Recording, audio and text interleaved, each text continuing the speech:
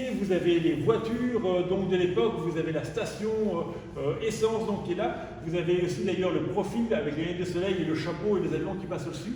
De nouveau, cette volonté d'arriver, de plonger donc, le lecteur dans un autre lieu qu'il ne connaît pas.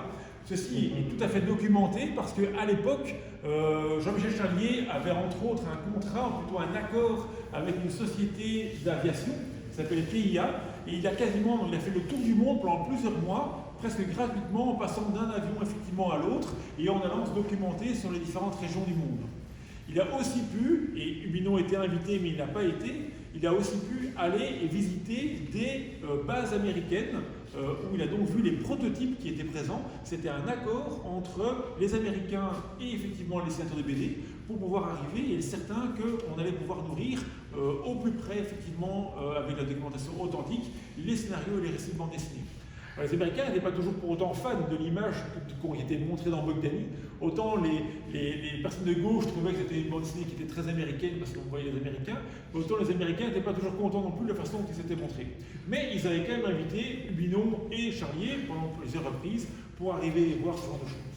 Alors c'est parfois dangereux d'inviter effectivement un dessinateur ou un scénariste de bande dessinée à venir voir les prototypes, parce que parfois ils ont tendance à sortir un appareil photo et à prendre des photos en disant il faut qu'on documente de manière précise.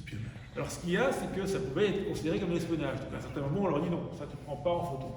Le problème du Hubinot, c'est que quand il était invité et qu'il y allait, parce que la plupart du temps il était quand même chez lui en train de travailler, lui il a une mémoire photographique. Et donc on lui dit ah non mais là le truc tu peux pas le prendre en photo. C'est d'accord?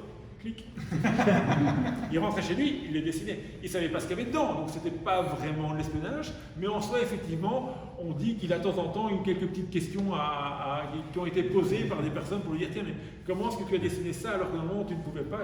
Tu me l'as montré, tu me l'as montré. Écoute, à un moment, il ne fallait pas m'inviter. Donc, preuve s'il en est qu'effectivement, quand on a ce niveau-là de capacité, on est capable de pouvoir réaliser énormément de choses.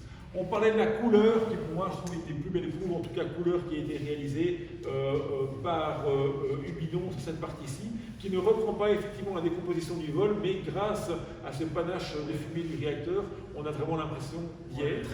Et ça se ressent directement dès qu'on ouvre l'album, avec donc ces superbes premières cases, où vous pourrez le regarder après. Il a de nouveau multiplié les différents effets en jouant sur les croisés, les croisillons, les différents effets de lumière, avec cette piste qui se prolonge à l'infini. Et derrière encore un plan où on a effectivement ces croisillons que percent les différents projecteurs, une manière d'arriver dans une demi-page qui a l'air d'être immense, alors que c'est si peu par rapport à beaucoup d'auteurs, d'avoir une perspective qui est aussi large. Je vais avancer sans vous habituer.